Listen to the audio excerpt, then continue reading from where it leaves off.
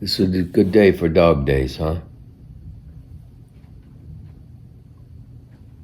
Pepper, Spot, and Leopold were sent by God, so I've been told, in hopes that we might comprehend that every dog is man's best friend. Hail, hyperactive myrtle, owned by folks who are infertile. Her owners boast as she runs wild. She's not a spaniel, she's a child.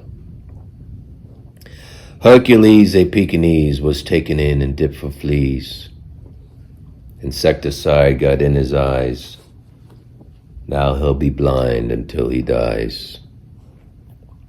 Rags the Shetwell's Irish setter doubles as a paper shredder. His lunch was bills and last year's taxes, followed by a dozen faxes. Petunia May, they say, was struck chasing down a garbage truck. A former purebred Boston Terrier, her owners wondering where to bury her.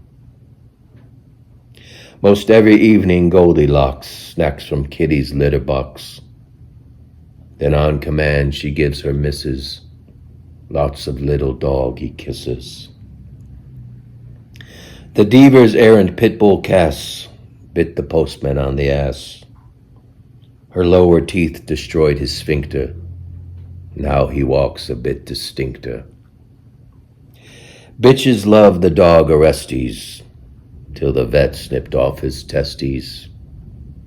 Left with only anal glands, he's now reduced to shaking hands. Dachshund Skip from Winnipeg loves to hump his master's leg. Every time he gets it up, he stains built calves with unborn pup. A naughty St. Bernard named Don finds Polly's Kotex in the John. He holds the bloodstake in his jaws and mourns her coming menopause.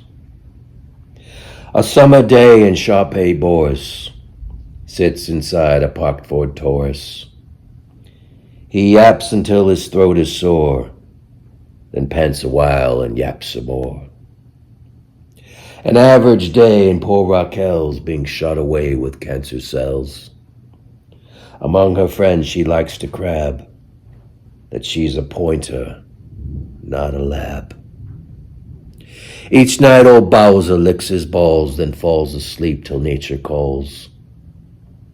He poops a stool, and though it's heinous, bends back down and licks his anus. Well, there you go, Tobe. Dog days. It's always a good day when it rains.